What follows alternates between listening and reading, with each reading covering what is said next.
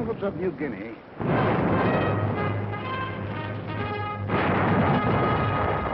on the barren shores of the Aleutians, in the tropic heat of the Pacific Islands, in the sub-zero cold of the skies over Germany, in Burma and Iceland, the Philippines and Iran, France, in China and Italy, Americans fighting. Fighting over an area extending 7/8 of the way around the world. Men from the green hills of New England, the sun-baked plains of the Middle West, the cotton fields of the South, the close-packed streets, the teeming factories of Detroit, Los Angeles, the endless stretching distances of the Southwest, men from the hills and from the plains, from the villages and from the cities, bookkeepers, soda jerks, mechanics, college students, rich man, poor man, beggar man, thief, doctor, lawyer, merchant, chief, not and fighting men. Yet 2 years ago, many had never fired a gun or seen the ocean or been off the ground. Americans, fighting for their country while half a world away from it, fighting for their country and for more than their country, fighting for an idea. The idea bigger than the country. Without the idea, the country might have remained only a wilderness. Without the country, the idea might have remained only a dream.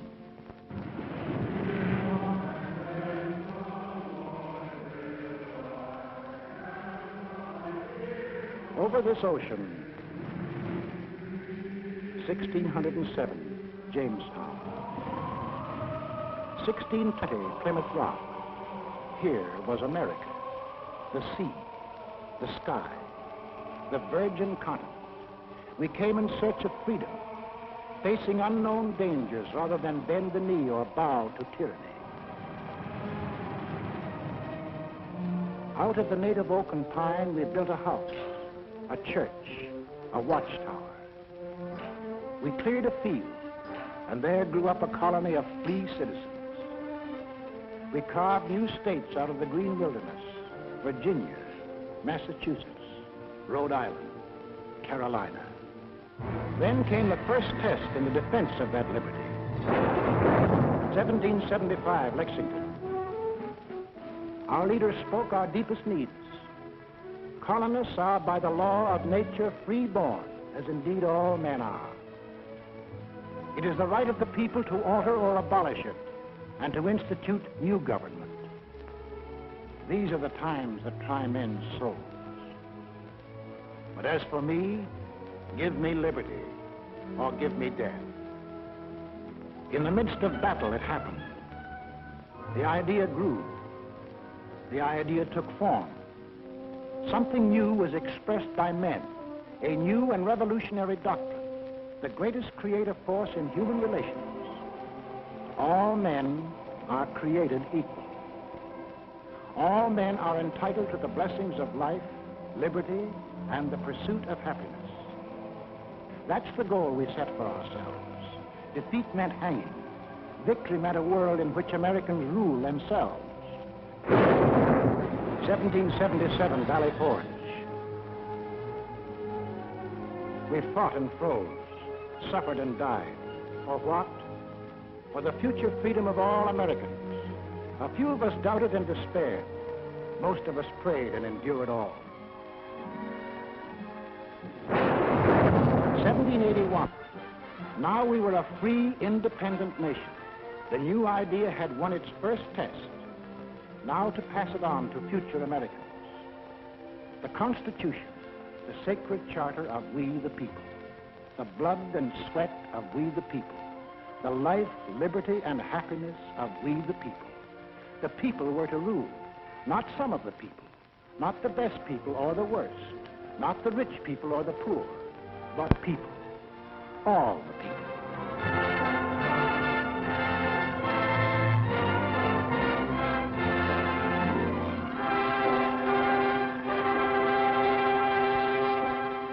In this brotherhood, America was born. One nation, indivisible, with liberty and justice for all. We began as 13 states along the Atlantic seaboard. We pushed across the Alleghenies, the Ohio River, the Mississippi, the last far range of the distant Rockies. We carried freedom with us. No aristocratic classes here, no kings, no nobles or princes, no state church, no courts, no parasites, no divine right of man to rule man. Here, humanity was making a clean, fresh start from scratch. Behind us, we left new states, chips off the old blocks welded together by freedom.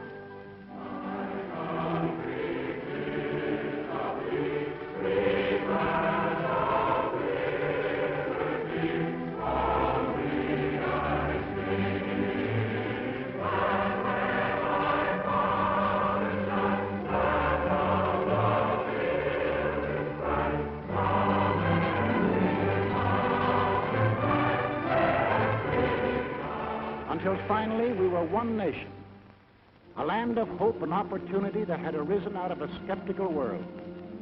A light was shining, freedom's light.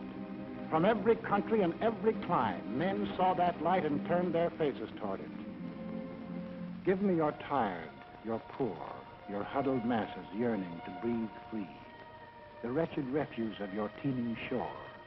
Send these, the homeless, tempest-tossed, to me. I lift my lamp beside the golden door. As strangers to one another, we came and built a country, and the country built us into Americans. The man of old nations was poured out to build the new. The sweat of our first settlers, the English, the Scotch, the Dutch, building the workshop of New England, of the Italian in the sulfur mines of Louisiana, of the Frenchman and the Swiss in the vineyards of California and New York State, of the Dane, the Norwegian, the Swede, seeding the good earth to make the Midwest bloom with grain, of the Pole and the Welshman, of the Negro harvesting cotton in the hot southern sun, of the Spaniard, the first to roam the great Southwest, of the Mexican in the oil fields of Texas and on the ranches of New Mexico, of the Greek and the Portuguese harvesting the crop the ocean yields, of the German with his technical skill, of the Hungarian and the Russian, of the Irish, Slav, and the Chinese working side by side. The sweat of Americans, and a great nation was built.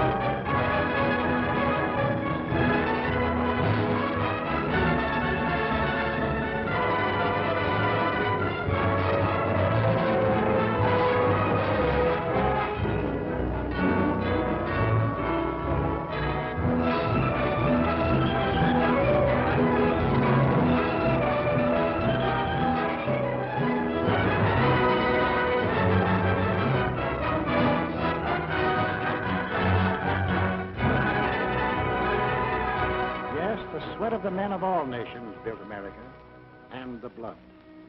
For the blood of Americans has been freely shed. 5 times in our history have we withstood the challenge to the idea that made our nation. The idea of equality for all men, life, liberty, and the pursuit made us, the people we are. Let's take a look at ourselves before we went into this war. Well, first of all, we're a working people.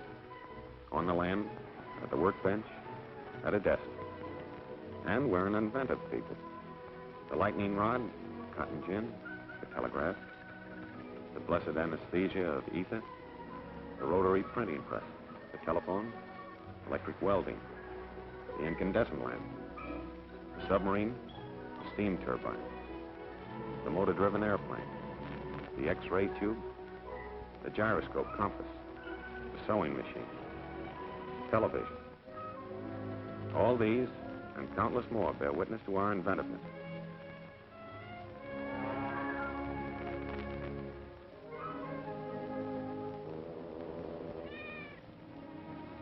And this inventiveness and enterprise, plus our hard-won democratic ideal of the greatest good for the greatest number, created for the average man the highest standard of living in the world. 32.5 million registered automobiles, 2/3 of all the automobiles there are in the entire world. We demand the highest standards in sanitation, purity of food, medical care. Our hospitals are models for the world to copy. We want the best for the average man, woman, or child, particularly child. We have reduced the hazard of being born. From then on, we protect, foster, and generally spoil the majority of our children. But it doesn't seem to hurt them much. They go to school, all kinds of schools, to kindergarten, public schools, private schools, trade schools, high schools, to 25,000 high schools, and to college. In the last war, 20% of all the men in the armed forces had been to high school or college. In this war, 63%. We're a great 2 weeks vacation people. We hunt, and we fish. Up north, down south, back east, out west. When the season opens, we hunt and fish. And we're a sports-loving people.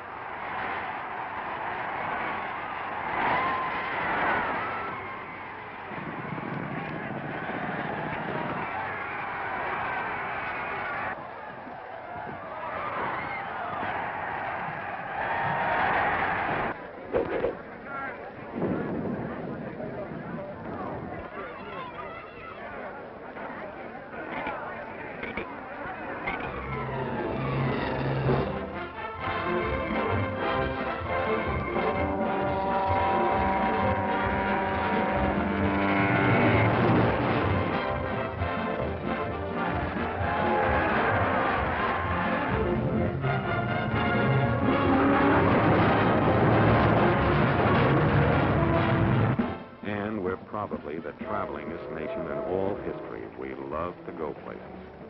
We have the cars, we have the roads, we have the scenery. We don't need passports, but sometimes we need alibis. We sleep by the road, we eat by the road. The foreigner is enchanted and amazed by what we like to put on our stomachs.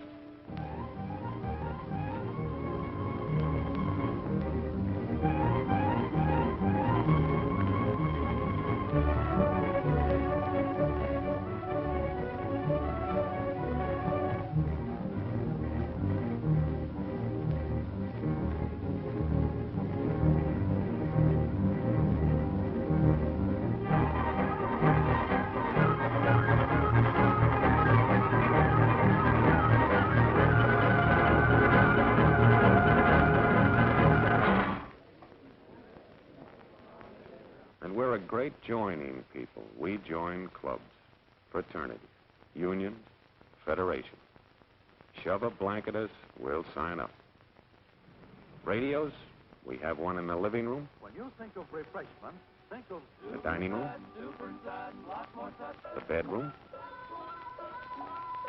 the bathroom, in our cars, and in case of acid indigestion, in our hands, and up our sleeves. Does your cigarette taste different lately? Music, we couldn't be without it.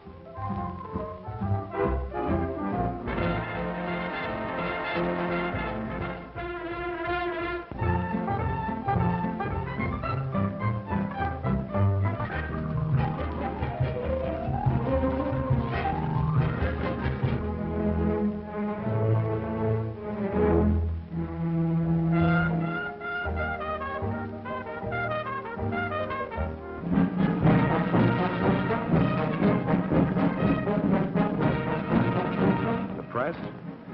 Yes, it's the biggest, but most important, it's the freest on Earth.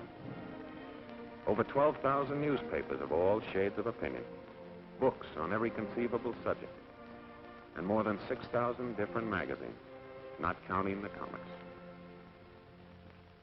Churches, we have every denomination on Earth. 60 million of us regularly attend, and no one dares tell us which one to go to. We elect our own neighbors to govern us. We believe in individual enterprise and opportunity for men and women alike. We make mistakes. We see the results.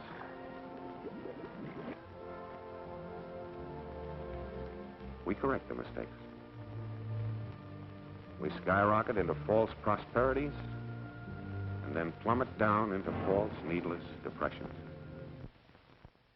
But in spite of everything, we never lose our faith in the future. We believe in the future. We build for the future. Yes, we build for the future. And the future always catches up with us. Before we're done building, we've developed something new and have to start rebuilding. That's roughly the kind of people we are. Boastful, easygoing, sentimental, but underneath passionately dedicated to the ideal our forefathers passed on to us, the liberty and dignity of man. We've made great material progress, but spiritually we're still in the frontier days. Yet deep down within us, there is a great yearning for peace and goodwill toward men. Somehow we feel that if men turn their minds toward the fields of peace, as they have toward the fields of transportation, communication, or aviation, wars would soon be as old-fashioned as the horse and buggy days. We hate war. We know that in war, it's the common man who does the pain, the suffering, the dying. We bend over backwards to avoid it. But let our freedoms be endangered, and we'll pay and suffer and fight to the last man. That is the America. That is the way of living for which we fight today. Why? Is that fight necessary? Did we want war?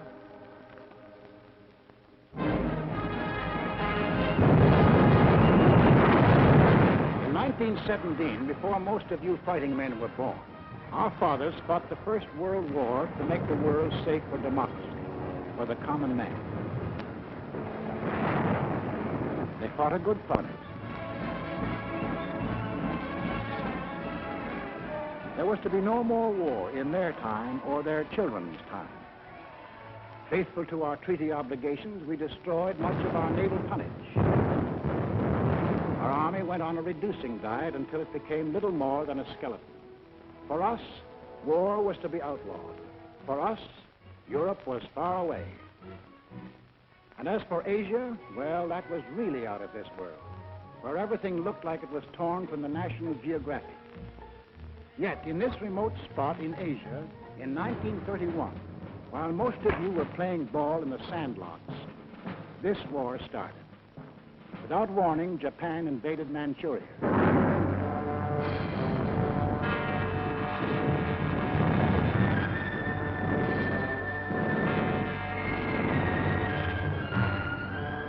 Once again, men who were peaceful became the slaves of men who were violent. In Washington, D.C., our Secretary of State made a most vigorous protest.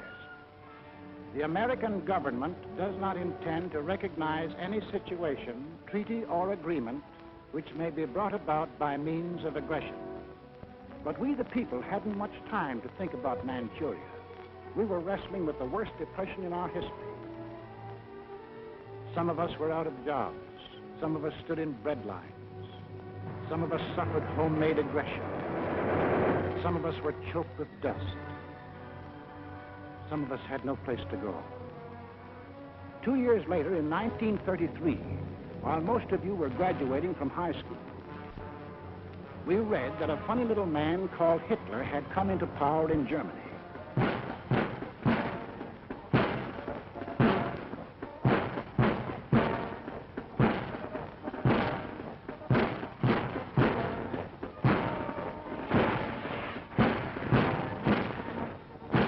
We heard that a thing called the Nazi Party had taken over.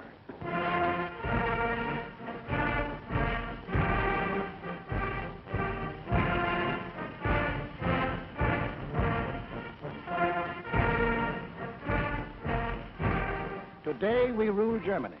Tomorrow, the world. What kind of talk was that? It must be only hot air. In 1935, about the time you had your first date, we read that strutting Mussolini had attacked far-off Ethiopia.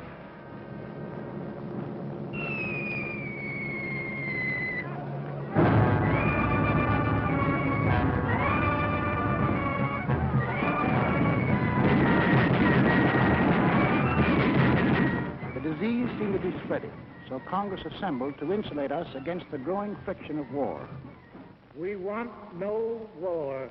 We'll have no war, save in defense of our own people or our own honor.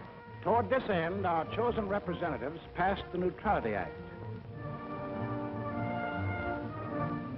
No nation at war could buy manufactured arms or munitions from the United States. In 1936, when you were running around in jalopies, we were disturbed by news from Spain.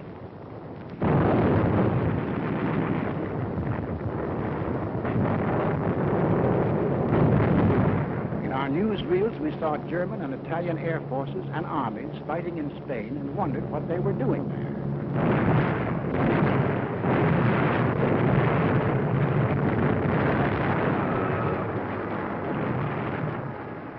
For the first time, we saw great cities squashed flat, civilians bombed and killed.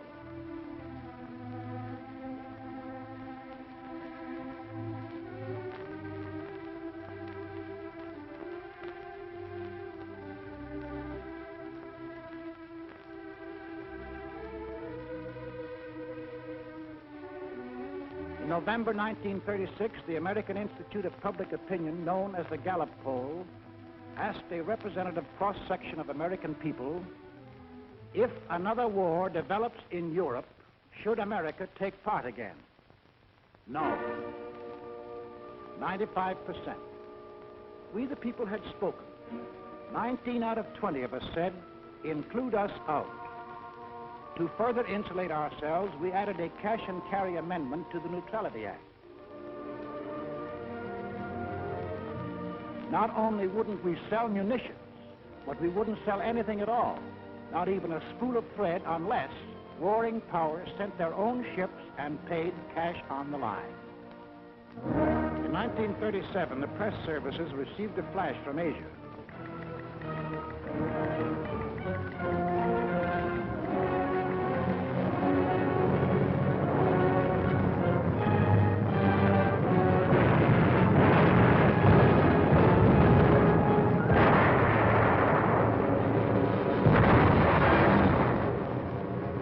The Japs were turning Asia into a slaughterhouse. But for us, Asia was still far away. In September 1937, the Gallup poll asked us, in the present fight between Japan and China, are your sympathies with either side? We answered, with China, 43%. With Japan, 2%. Undecided, 55%. We hadn't made up our minds about China. Our Neutrality Act barred sales of armaments only to nations at war. The Japanese had not declared war, so we went right on selling scrap iron and aviation gasoline to Japan. In March 1938, Hitler had not declared war either, but his goose-stepping army suddenly smashed in and occupied all the soil of Austria. 6 months later, Hitler and his stooge met the anxious democracies at Munich. Hitler promised peace in our time if Britain and France would give him that part of Czechoslovakia known as the Sudetenland. Britain and France gave him that part of Czechoslovakia, hoping to avert war. Now we had his word, peace in our time. At home, we began to hear strange headlines.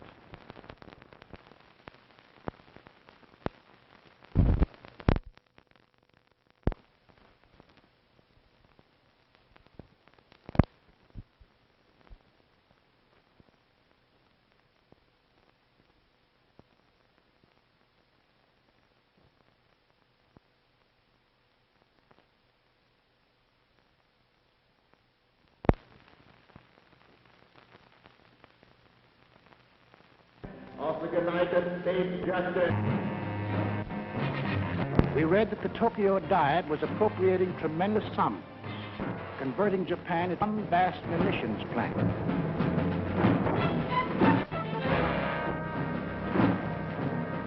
We watched these supposedly poor have for armament, and we wondered why. Arrogantly, they told us why. They had declared war on us long before the shooting started. We have actually been at war since the day when we lifted the flag of our revolution, the democratic world. The Germans are noble and unique men, to whom the earth was given by the top God.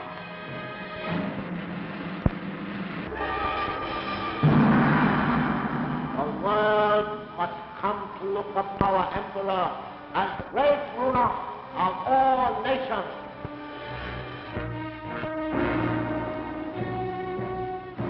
When the people of these elected to follow their leaders, Death Incorporated, they organized to personal freedom, equality of man, freedom of speech, freedom of religion, organized to smash the very principles which made us the people we are. So in December 1938, when Paul asked us, should the United States increase the strength of its Army, Navy, and Air Force, we answered yes, 85%. It was time to look to our defense. Gentlemen, the Military Affairs Committee of the United States House of Representatives for the purpose of considering national defense. The Navy is asking for an increase of 25% in authorized naval tonnage in view of the grave international situation. Congress, reflecting the voice of the people, appropriated the largest sum for military use ever voted during peace in American history, meaning that a few years later it would look like peanuts. 1939, Adolf Hitler broke. He took over all the rest of Czechoslovakia. There was more peace in our time. 1939, as we here in America observe.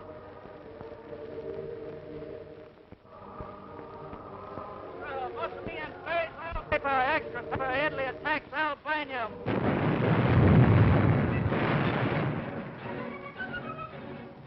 The picture was becoming clear. The conquering force of violence were being set loose in the world.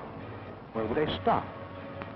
In a last desperate effort to avert a world war, President Roosevelt, as a neutral, sent messages to Hitler and Mussolini, asking their promise to respect the independence of 30 free countries.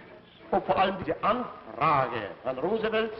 Adolf Hitler, this message was a huge joke as he repeated the names to a jeering Reichstag. Sweden, Denmark, Niederlande, Belgien, Großbritannien, Irland, Frankreich, Portugal, Spanien, die Schweiz, Liechtenstein, Luxemburg, Polen, Ungarn, Rumänien, Jugoslawien, Russland, Bulgarien, Türkei, Arabien, Syrien, Palästina, Ägypten. This was the only answer the president received. On September the 1st, 1939, the Nazi army smashed into Poland.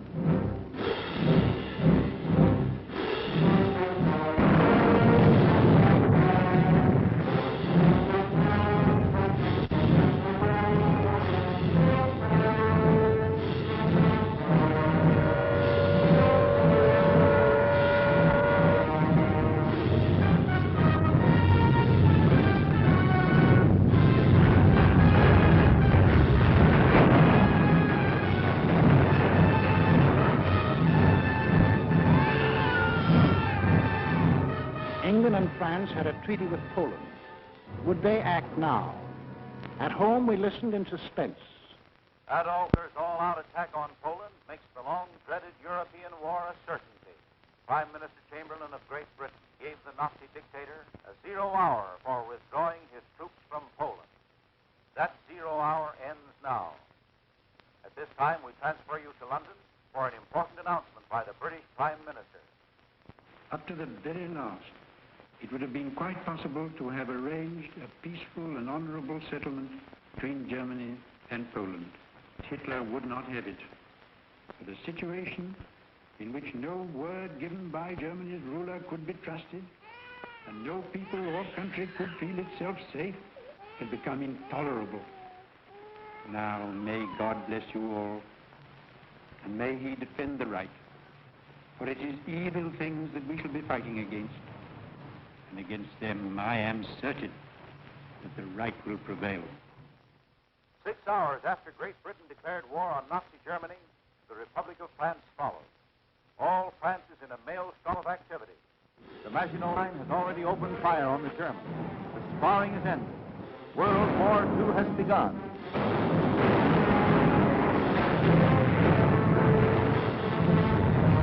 At home, we were asked, what country's in this war? 82%. We Americans had it. Also, we began to fear that this war was going to concern us. President Roosevelt called a special session of Congress to reconsider the embargo against selling munitions. I have asked the Congress to reassemble in extraordinary session in order that it may consider and act on changes in our neutrality law. The men of Congress wrestled with their beliefs and our futures. They debated and they argued. The arms embargo is far too great a security to American peace to permit its surrender without a last-ditch fight. The Embargo Act, as it now stands, is one-sided and works entirely to the advantage of one side. Therefore, the Embargo Act should be modified. We, the people, also debated and argued whether we should sell arms and munitions. When the question was put to us, we had an answer. Should we change the Neutrality Act so we can sell war supplies? Yes, 57%. Shortly after, our representatives changed the Neutrality Act. We lifted the embargo on arms and munitions.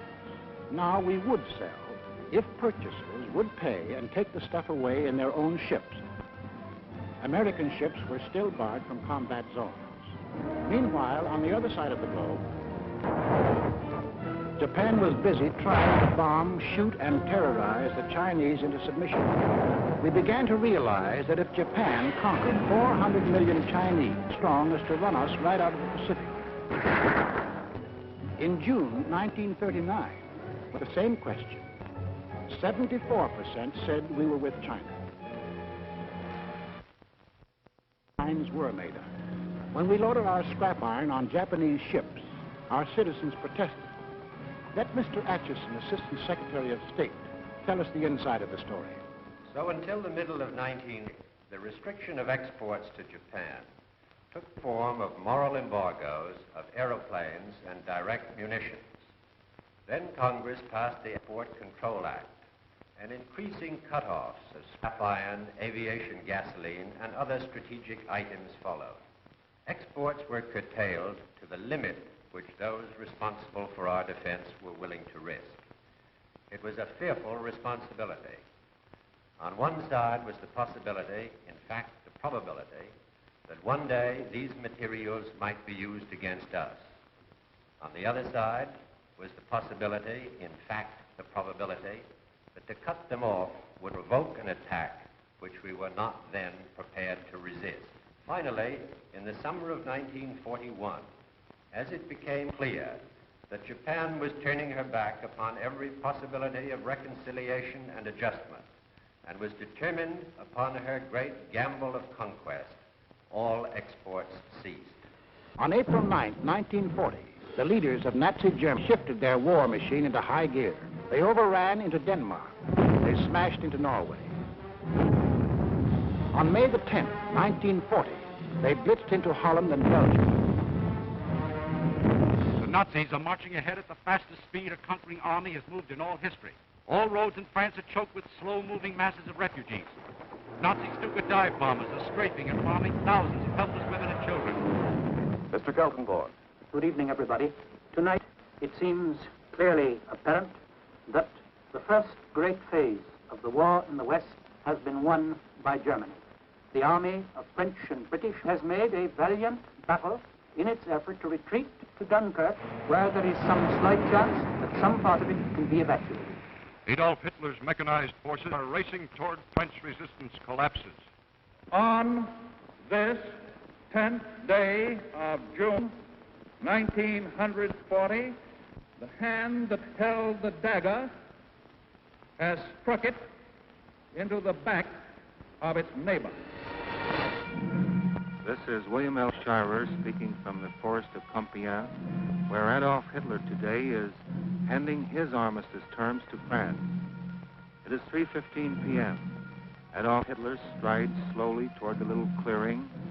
I can see his face, this grave, solemn, yet hard statue of Marshal Foch. Hitler, see the French walk on the avenue, led by General Hunsinger. Hitler and the other German leaders rise as the French enter. General Keitel mumbled to the German armistice terms. This whole ceremony is over in a quarter of an hour. The last time I saw Paris, her heart was warm and gay. I heard the laughter of her heart in every street cafe.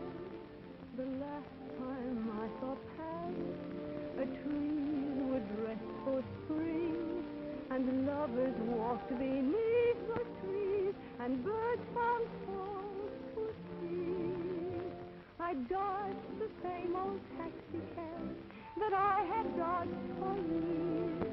The chorus of their squeaky horns was music to me. The last time I saw Paris, her heart was warm and gay. No matter how they change, I remember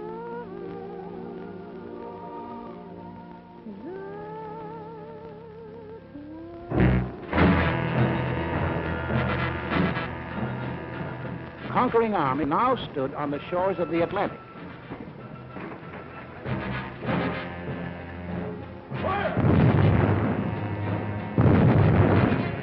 The danger was suddenly close. Countries conquered by the Nazis had possessions outside of Europe. These possessions are in America. Would the Nazis demand the French naval units at Martinique? Would the Nazis move into the Dutch oil fields at Curacao? Would the Nazis seize the French naval base at Dakar for invasion of South America? Already in Brazil, there were over 1 million Germans who lived exactly as they did in Germany.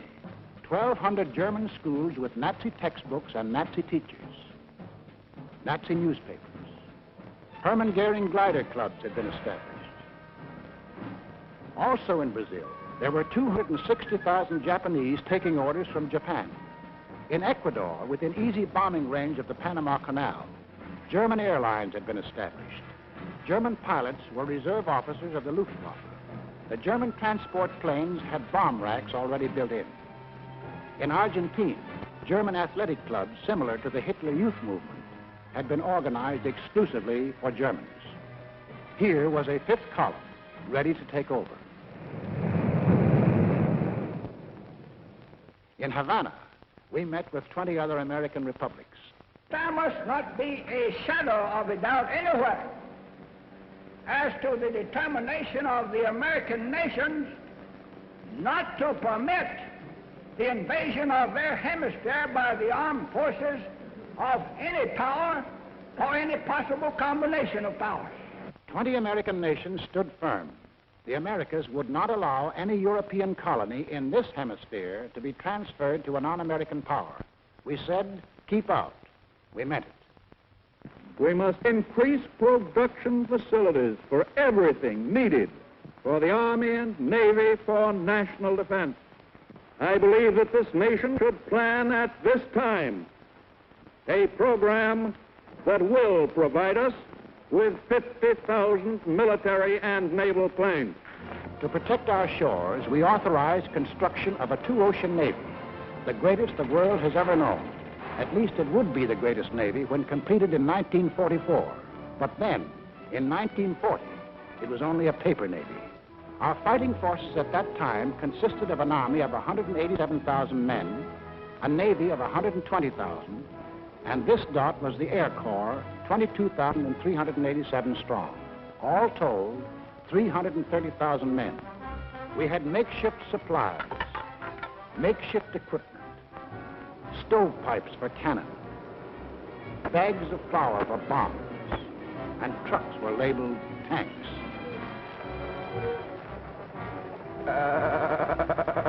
Our infantry had exactly 488 machine guns.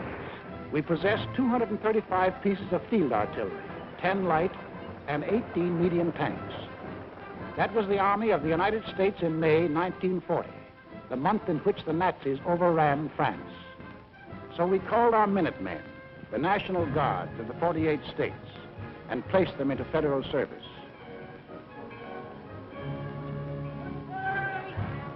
And most important, Congress passed the Selective Service Act. For the first time in our history, we began mobilizing an army while still at peace. The first number is serial number 158. This is the Army, Mr. Jones. No private room or telephone. You had your breakfast in there before, but you won't have it there anymore. The second number, which has just been drawn, is 192. This is the Army, Mr. Green. We like the barracks nice and clean.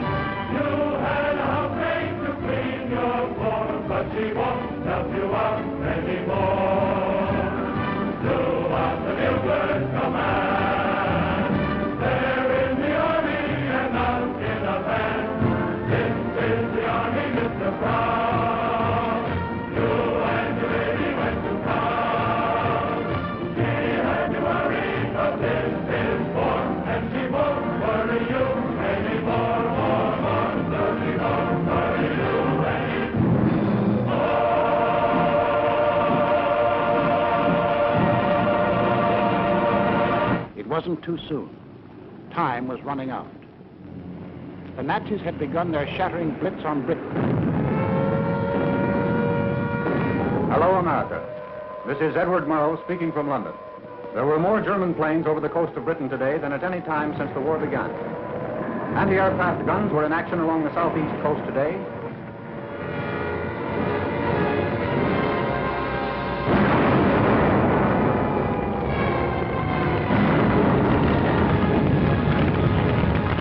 Back on Main Street, USA, daily we followed Britain's life struggle. For if Britain died, we would be in grave peril. Our first line of defense in the Atlantic, the British fleet, might go to Nazi Germany. We would be unprotected, our shores, our people, our homes endangered. Britain must not fall.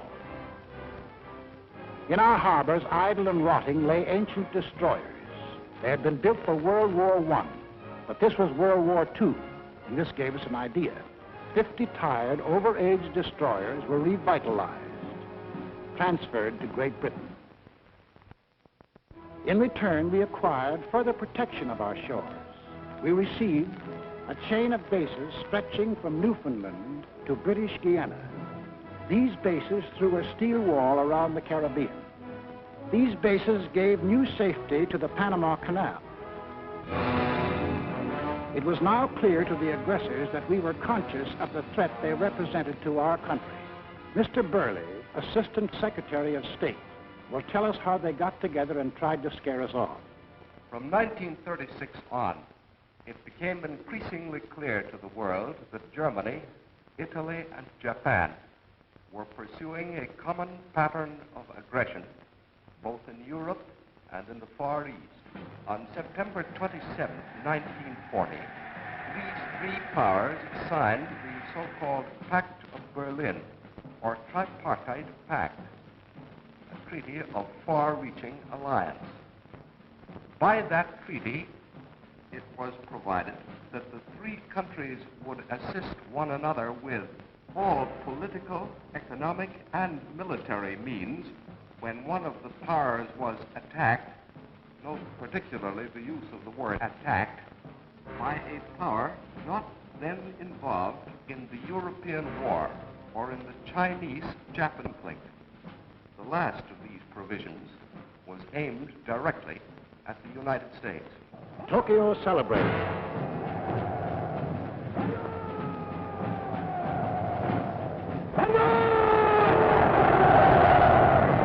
Rome cheered.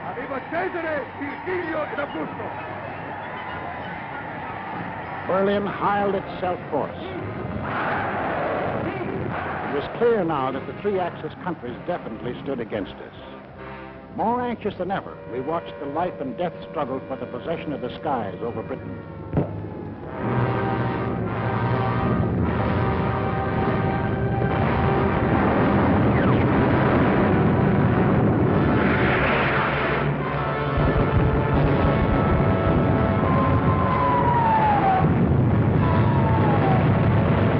Despite the propaganda and confusion of recent months, it is now obvious that England is losing the war. England will not only survive, England will win.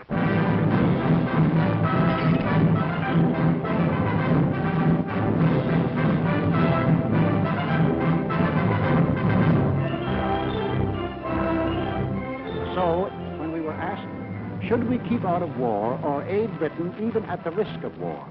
Aid Britain even at the risk of war, 68%. The march of conquest, the self-termed master races changed out in war. To 1941, 15 out of 20 Americans were willing to risk war if war was necessary to ensure Axis defeat.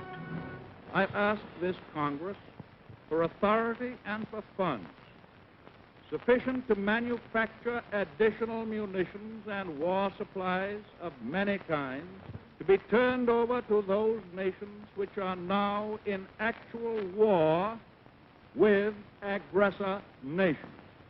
Our most useful and immediate role is to act as an arsenal for them as well as for ourselves. We shall send in ever-increasing numbers ships, planes, tanks, guns. That is our purpose and our pledge. By an overwhelming majority, Congress passed Lend-Lease, Bill number 1776, another declaration of independence. Independence from tyranny, 1941 style. On April 6, 1941, the Nazi juggernaut overran into Yugoslavia and Greece. On June the 22nd, 1941, the success-crazy Nazis took their longest step toward world conquest. Without any declaration of war, they blitzed into Russia.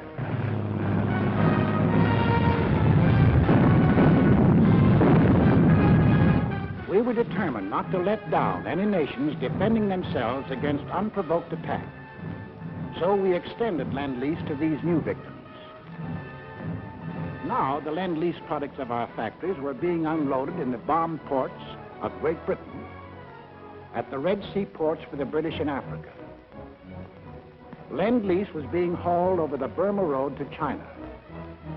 Lend-Lease was piling up in Murmansk and Iran for Russia. Why did we supply war materials to the countries defending themselves against Axis aggression? Was it our natural sympathies for people unwilling to lose their freedom? Was it our ancient antagonism to conquerors imposing their rule on others by force? Yes, partly. But principally, it was because the American people had become certain that they were on the list of free nations to be conquered. Two worlds are in conflict, two philosophies of life.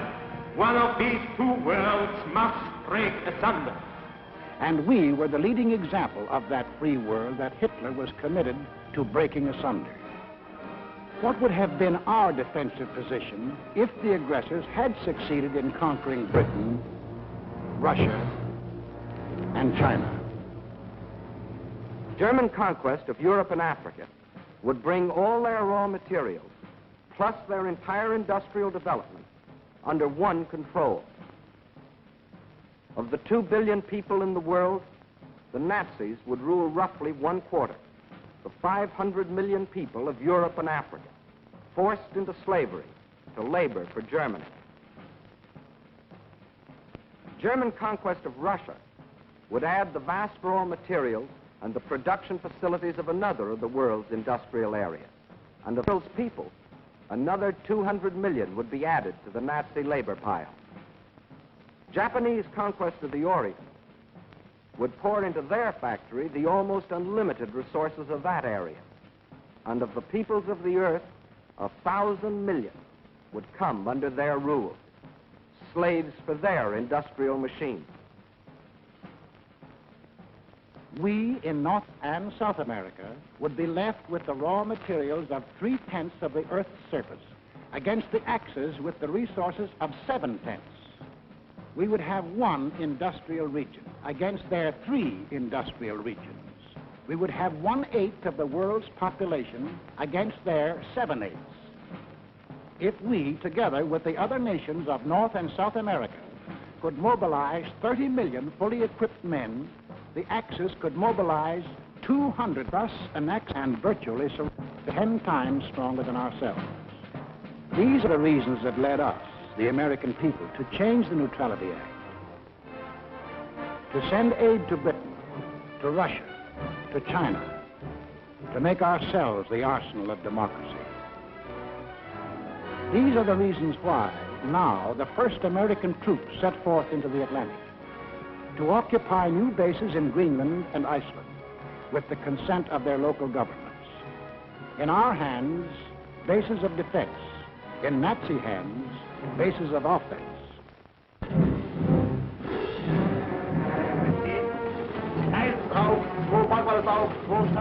The Germans opened unrestricted submarine warfare.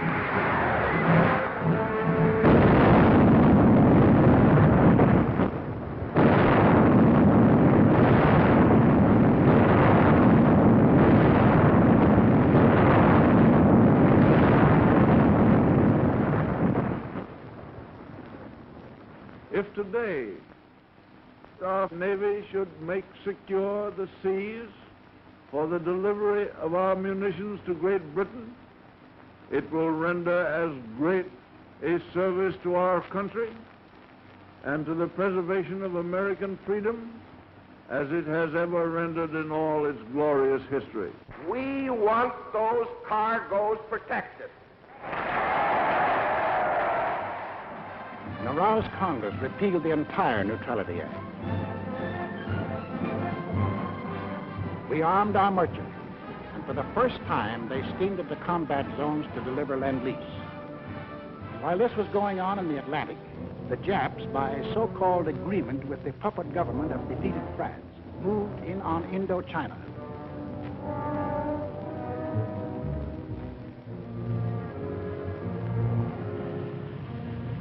There were now only 2 threats to their plan for conquest of Greater East Asia.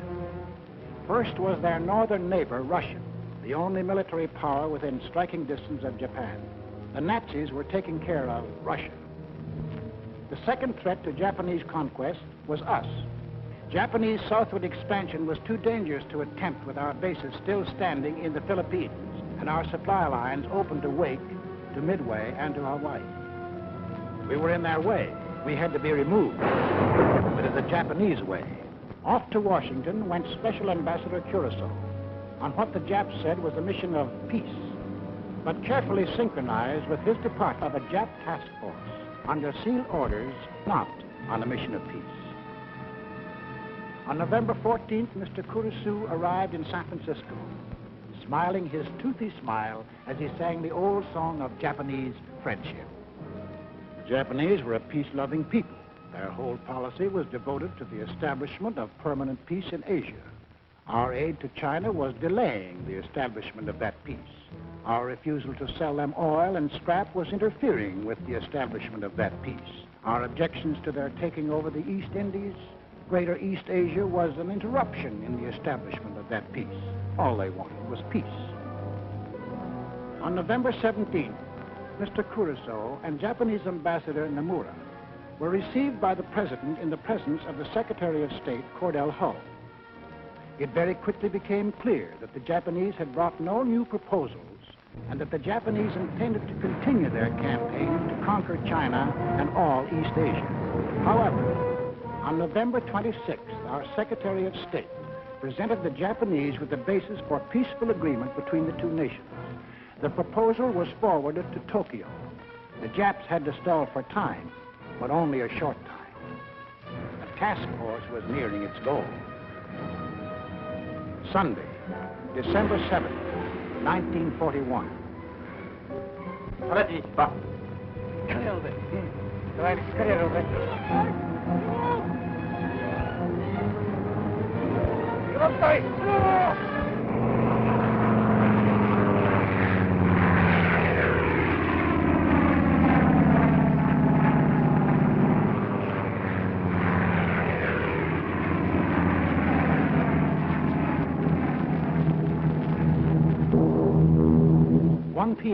Eastern Standard Time.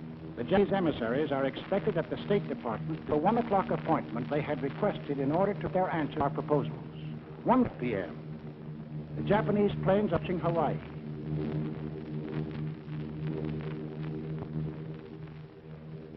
(1:10 p.m.)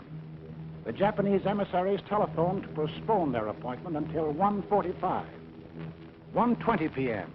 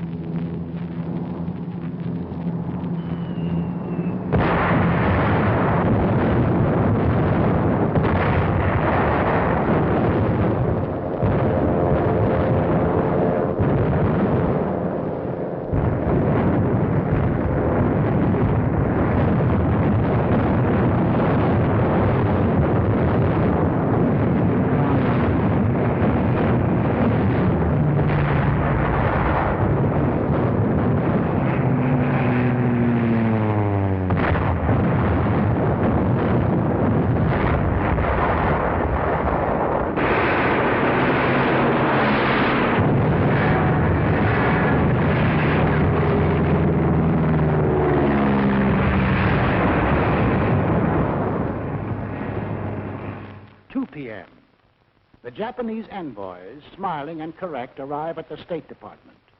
2:20 p.m.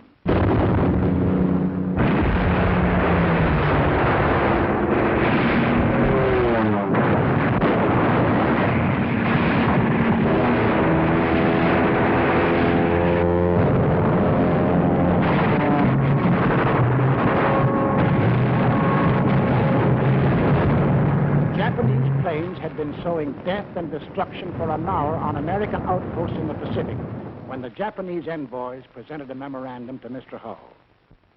Here is the memorandum presented to me. As you can see, it is quite a lengthy document.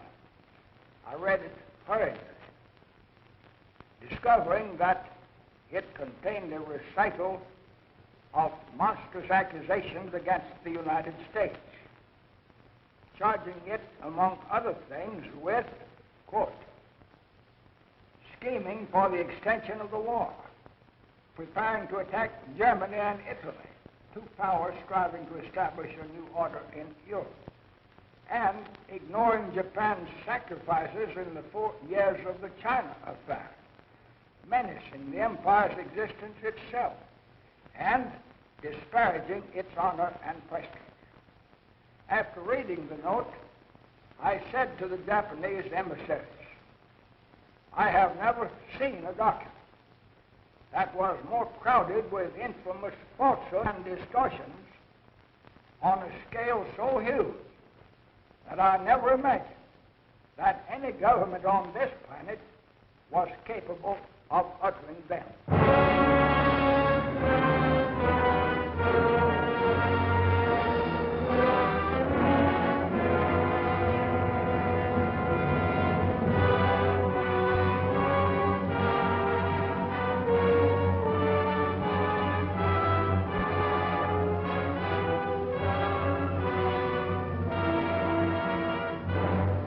I ask that the Congress declare the unprovoked and dastardly attack by Japan on Sunday, December 7, 1941, a state of war has existed between the United and the Japanese Empire.